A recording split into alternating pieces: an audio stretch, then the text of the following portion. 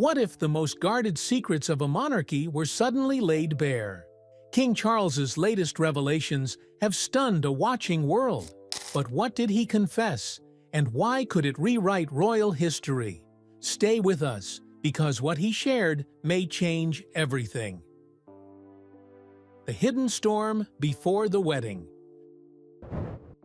For millions watching in July 1981, the wedding of Prince Charles and Lady Diana Spencer seemed like the ultimate fairy tale. The grandeur, the fanfare, the golden carriage, all of it painted a picture of a perfect beginning. But far from the public eye, behind the palace walls, a storm had already begun brewing. Prince Charles was supposed to be entering into one of the most celebrated unions of the century. But instead of feeling joy, he was consumed with turmoil. On the eve of the wedding, he was seen grappling with deep emotional conflict. According to multiple sources, including brides and verified royal insiders, Charles spent the night before his wedding in tears. The reason wasn't cold feet in the traditional sense, it was Camilla Parker Bowles. Though Charles and Diana were set to become the new face of the monarchy, Charles's heart remained elsewhere. His emotional attachment to Camilla had never been severed, and as the final hours ticked down before he said, "I do," that unresolved bond weighed heavily on him.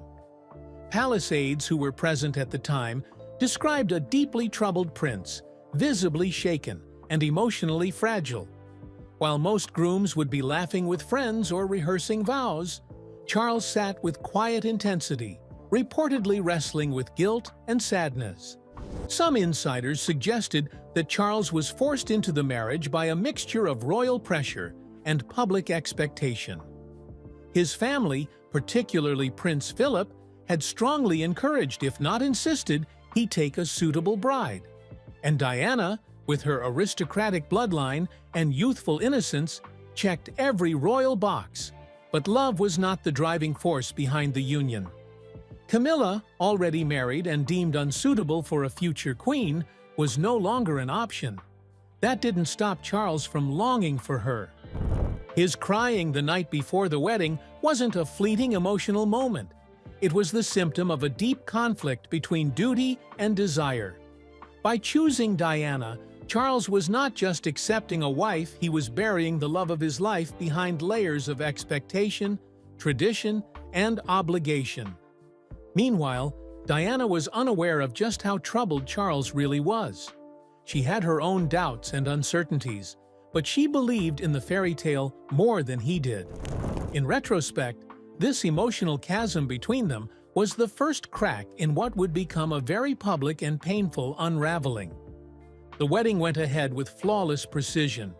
The cameras never caught the tears from the night before, nor the tension that had quietly defined the days leading up to the ceremony. As the crowd roared and the couple waved from the balcony of Buckingham Palace, very few knew the emotional wreckage lying just beneath the surface. That hidden storm would later become one of the key points in understanding how their marriage faltered from the very beginning. Charles was not emotionally available to Diana from the start, and that truth left her isolated and confused, even before the honeymoon began. And what about Camilla? She wasn't just a ghost in Charles's heart. She was there, watching from the shadows, invited to the wedding and seated prominently in the crowd. What if one private conversation shattered the illusion of a royal marriage and exposed a scandal no one saw coming? Come with us to know. The affair uncovered. In 1989, a seemingly ordinary phone call between Prince Charles and Camilla Parker Bowles would later explode into one of the most humiliating scandals in royal history. It wasn't supposed to be heard by anyone beyond the two of them, but years later, in 1993, that intimate conversation was leaked to the world, and the fallout was nothing short of catastrophic. The conversation, secretly recorded by an amateur radio enthusiast who stumbled upon the frequency, became public when British tabloids printed every word. Known infamously as Tampongate, The transcript revealed a level of intimacy between Charles and Camilla that not only confirmed their ongoing affair, but also painted a painfully human picture of a man many believed to be happily married. The name Tampon Gate came from one particular line in the call where Charles joked about wanting to be reincarnated as Camilla's tampon.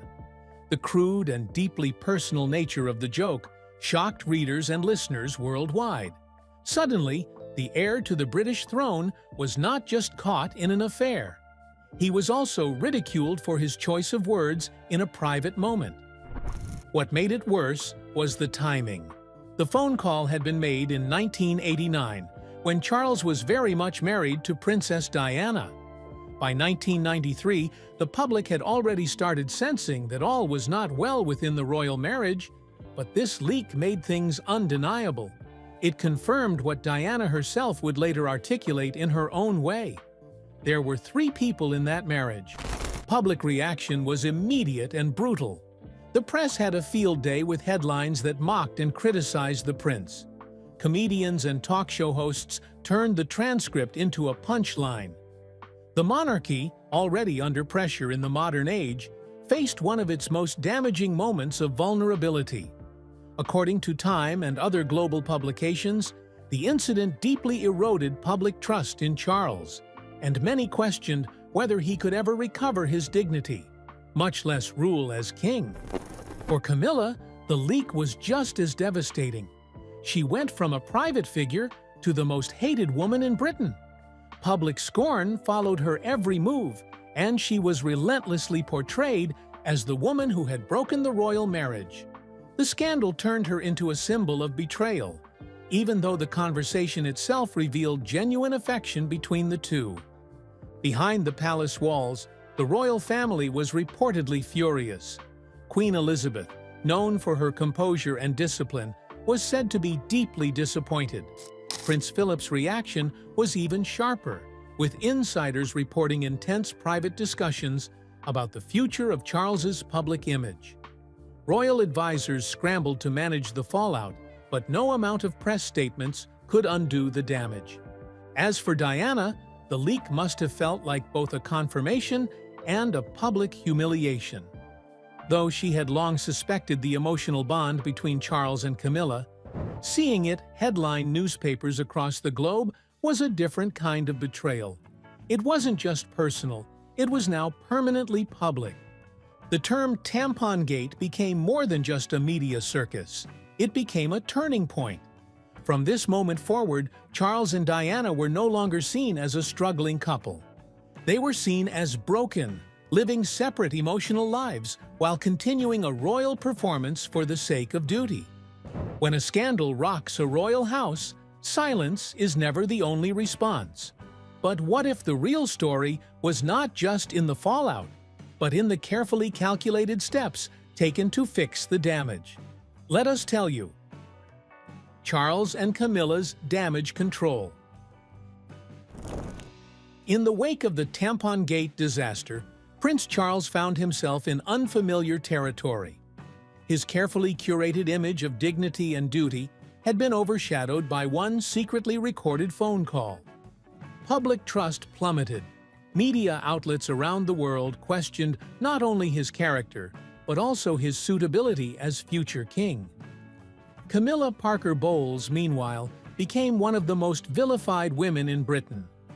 Together, they were now at the center of a scandal that refused to die quietly. The public's reaction was swift and harsh. Letters to newspapers poured in. Editorials dissected the meaning behind every word in the transcript. For many, Charles had confirmed what was previously only whispered. His marriage to Diana was a facade. Royalists felt betrayed, while others took it as further proof that the monarchy was out of touch with modern values. Charles's reputation took a major hit.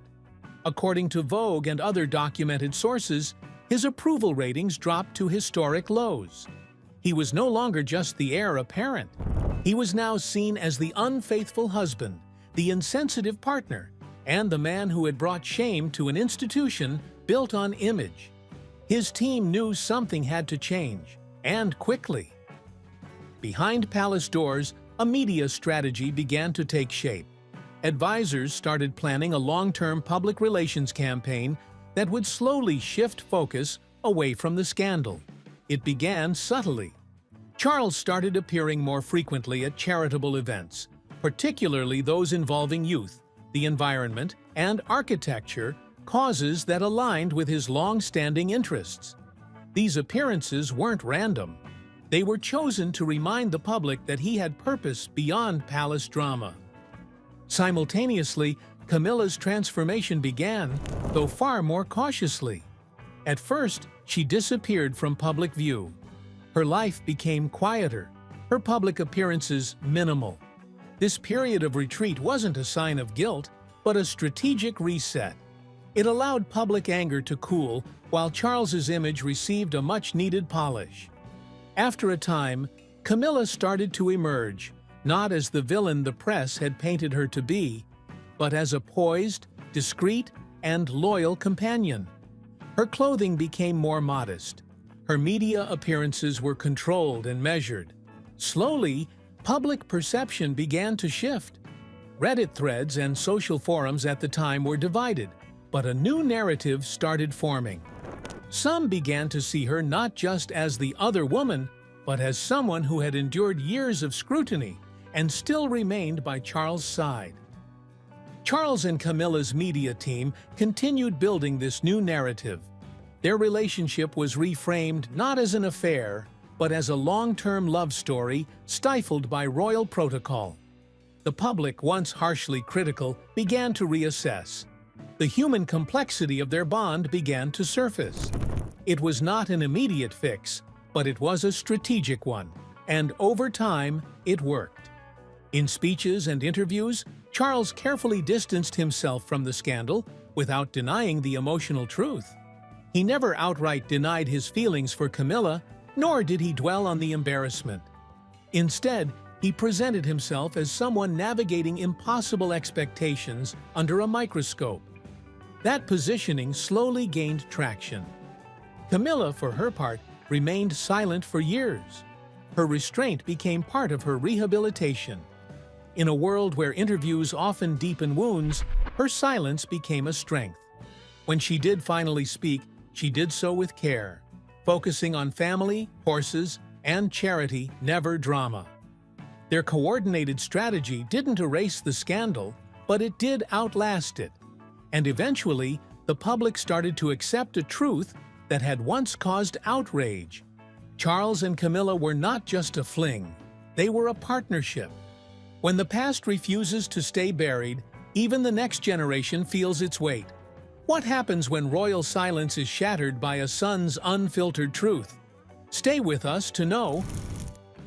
Family conflict. In early 2023, the British royal family was shaken yet again, this time from within. Prince Harry's memoir, Spare, did more than just share memories. It tore open old wounds that had never truly healed, especially when it came to Camilla Parker Bowles. For Harry, this wasn't just a personal reckoning. It was a deeply emotional confrontation with the woman he believed had shaped his family's pain for decades. In Spare, Harry did not mask his feelings. He referred to Camilla as dangerous. The word was not chosen lightly. According to him, Camilla had an agenda, one that involved repairing her public image at almost any cost. Harry accused her of trading private family information with the press in exchange for more favorable headlines. It was a stunning accusation, particularly because it came from someone who had grown up behind palace walls and knew exactly how the royal press machine operated. The memoir detailed moments when stories about Harry and even his brother Prince William appeared in the press in ways that felt coordinated. Harry believed these leaks served a purpose: to improve Camilla's public reputation while deflecting attention from her own controversies. To him, it was more than a PR strategy, it was a betrayal. Not only had Camilla played a role in his mother's emotional suffering, but now, years later, she was also shaping how the next generation was perceived. This wasn't the first time Harry had made headlines, but these revelations were different. They came with the weight of memory, trauma, and emotional clarity. He did not speak as a prince upholding tradition, but as a son defending his late mother's dignity. The book also revealed a moment that many royal followers had long suspected, but never confirmed. Harry and William had once begged their father not to marry Camilla. The plea was not just about personal discomfort. It represented a deep scar left by their mother's unhappiness. According to People, both brothers feared that Camilla's entrance into the family as their stepmother would reopen old wounds and complicate public perception even further. King Charles, however, eventually followed through with the marriage in 2005, and while it may have offered him personal fulfillment, it created unresolved tensions within the family. Harry's writings suggest that those tensions never fully disappeared, even as they were masked by public appearances and official photographs. The memoir also gave insight into how differently Harry and William processed these events.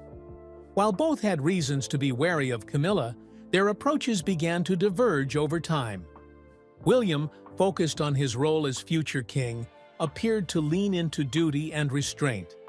Harry, increasingly distant from the royal institution, chose honesty and confrontation. Harry's choice to go public in such a vivid and permanent way was more than a personal statement. It was a moment of reckoning for the entire monarchy. His words forced the public to reconsider everything they had been told about Camilla's place in the royal narrative. Was she the misunderstood partner, standing by Charles's side, or someone who had actively shaped the downfall of Diana and the emotional struggles of her sons? The impact of Spare went beyond the tabloids. It introduced a new kind of royal storytelling, raw, unsanctioned, and emotionally charged. For years, the monarchy had controlled its image through carefully curated press statements and official biographies. Harry's decision to write from a place of pain challenged that model entirely. The book also revealed his difficulty trusting the institution that raised him. He described his father as emotionally distant and his stepmother as manipulative. The portrayal wasn't just about Camilla's actions, but about a system that allowed such dynamics to thrive unchecked. His disappointment wasn't only with individuals, but with the structure they represented. Even critics of Harry admitted that the book had changed the conversation around royal accountability. It forced the monarchy to confront a narrative it could no longer ignore. While Buckingham Palace officially chose silence, the world was already responding, some with sympathy, others with skepticism, but few with indifference. Regardless of the answer, Harry's voice changed the conversation. The royal family, usually defined by silence, was now being spoken for by one of its most famous members, and he had no intention of staying quiet. But as Harry stepped into the spotlight with raw honesty, another transformation was already in motion, one that would come not from rage or revenge, but from a woman who had once been silenced by tradition. When everyone else chooses to speak, sometimes silence speaks louder. But what if that very silence reveals more than any confession could? Stay here to know. As Prince Harry's memoir dominated headlines and public debates reignited about the royal family's tangled history, one figure chose a path many found surprising. Camilla, the Queen Consort, did not issue statements. She gave no interviews. She simply remained silent. This deliberate decision not to respond was not just personal restraint. According to sources close to the palace, Camilla's silence was a carefully crafted strategy. Rather than stepping into the chaos or defending herself against harsh accusations, she adopted a position of neutrality. The intention was clear: stay above the fray and avoid adding more fuel to a fire already consuming the royal household. Camilla's response, or lack of one, became a topic of discussion across media platforms and psychological think pieces. InStyle and other publications highlighted her ability to maintain public poise, despite being at the center of deeply emotional allegations. For some, it was seen as dignified. She appeared to be the adult in the room, avoiding tabloid wars and sticking to official duties. But others questioned the impact of such restraint. According to an analysis from excatalunya.cat and similar outlets, Camilla's silence may have had unintended consequences. By not addressing the accusations, she risked appearing indifferent. While she avoided escalation, she also left room for public speculation to grow unchecked. Psychologists pointed out that in highly emotional family conflicts, silence can sometimes deepen wounds rather than heal them. In Camilla's case, her silence left Harry's words unchallenged, which may have inadvertently given his claims more weight. For those who already viewed her unfavorably, her non-response felt like confirmation. For those unsure where they stood, it created a vacuum filled by rumor and assumption. Still, Camilla never deviated from her chosen path. Instead of reacting, she focused on her public role. She continued supporting charities, appearing at state events, and standing beside King Charles during official functions. Every move was tightly controlled. Her wardrobe, her expressions, even her gestures were studied for meaning, yet none of them gave anything away. Royal commentators noted that Camilla had become skilled at managing her image without speaking. Years of scrutiny had taught her the danger of overexposure. Every interview was a risk. Every quote could be twisted. So she said nothing, and in doing so, she retained control of her own narrative. However, not everyone in the family found comfort in this approach. Behind closed doors, there were whispers of unresolved tension. Harry's accusations had opened emotional scars that had never fully healed. Some insiders suggested that a personal outreach, a handwritten letter, a phone call, or even a quiet meeting might have softened the divide. But such a gesture never came, or if it did, it remained tightly guarded within palace walls. To some within the monarchy, Camilla's silence represented strength, the kind long expected of those in the royal inner circle. Others, however, saw it as a missed opportunity. In an age where openness is often equated with accountability, her silence read to some as unwillingness to engage with the truth of what had been said. The public watched closely. Camilla's silence was praised by royal traditionalists, who valued discretion and decorum. To them, her behavior symbolized stability in a time of upheaval. But for others, especially those sympathetic to Diana's legacy, it felt hollow. Without words, Camilla had offered no accountability, no defense, and no understanding. And yet, in some circles, her strategy was working. Approval ratings, while mixed, showed gradual improvement. Camilla was seen more frequently beside Charles, and media outlets began focusing on her work rather than her past. Whether her silence created peace or postponed conflict remained uncertain. But one thing was clear: she had survived yet another storm.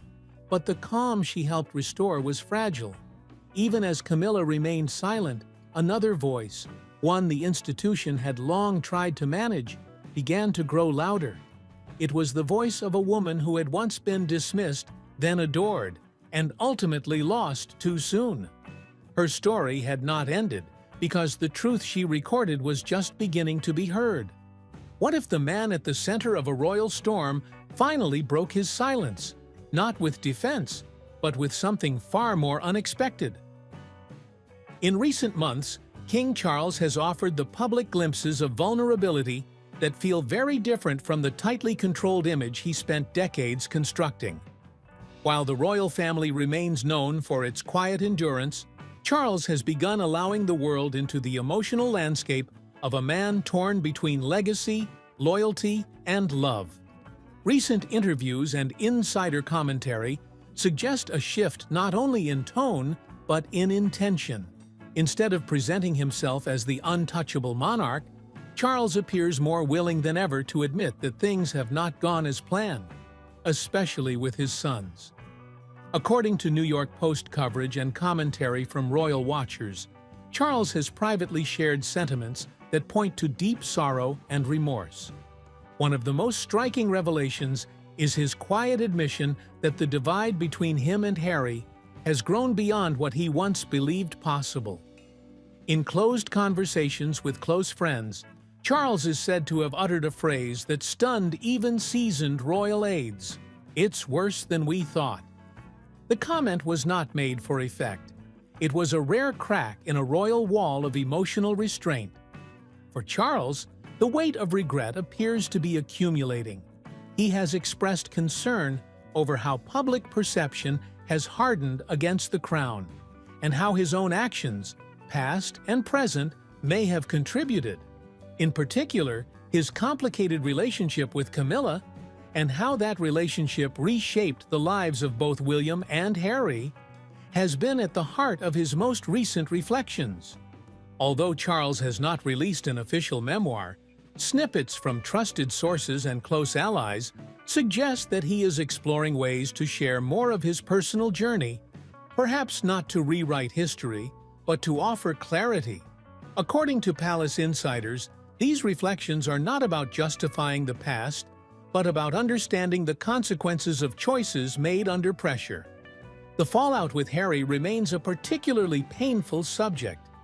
Charles has been described as torn, wanting to maintain the dignity of the crown while privately hoping for reconciliation. Yet, every public comment from Harry, especially in his memoir Spare, pushes that hope further away.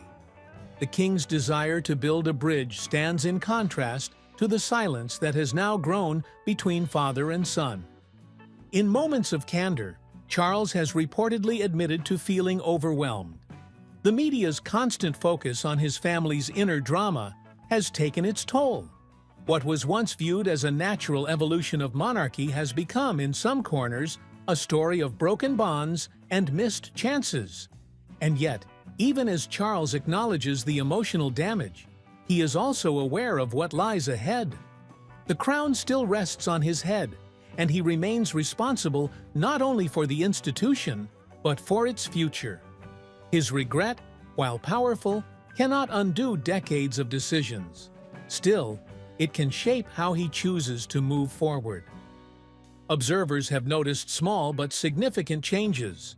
Charles has grown quieter in tone during public speeches. He has shifted attention to causes focused on mental health and family healing. These adjustments suggest a man trying to lead not only with tradition, but with conscience. What if the very family meant to model unity became the face of division? In the wake of revelations, interviews, memoirs, and private leaks, the state of the British royal family has come under more scrutiny than ever before. But beneath the headlines lies something far more fragile than a public image: the complete breakdown of trust between its most high-profile members. Insiders report that both King Charles and Prince William now share a growing mistrust of Prince Harry and Meghan Markle. While outward appearances may show polite formality or staged unity, royal correspondents from InStyle and New York Post reveal that real emotional reconciliation remains out of reach. The wounds, both personal and political, are not just unresolved, they may be widening. This fracture is not just about differing lifestyles or values. It stems from what Charles and William see as a pattern of public disclosures and private betrayals. The explosive interviews with Oprah Winfrey, the Netflix docuseries, and most notably, Harry's memoir Spare, delivered stinging critiques of royal life and its key players. Trust, once stretched, was finally broken when private family conflicts became global talking points.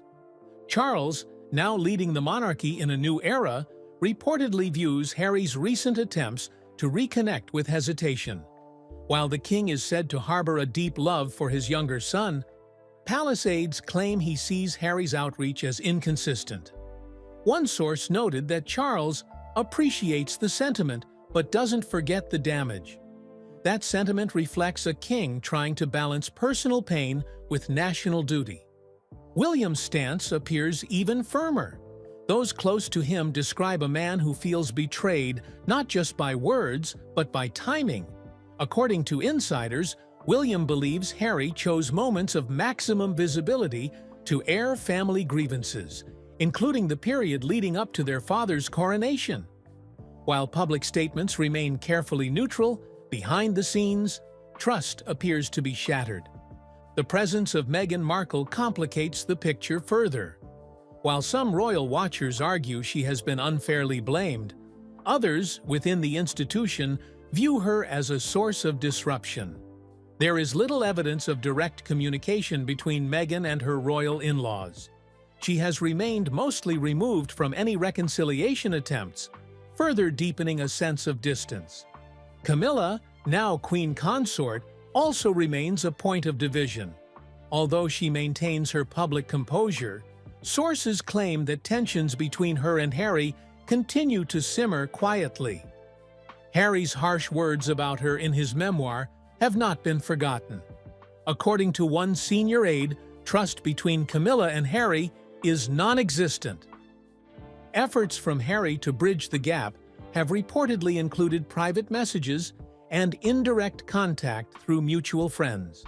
Yet these gestures have not produced meaningful results. Some within the palace see these as public relations moves rather than sincere efforts.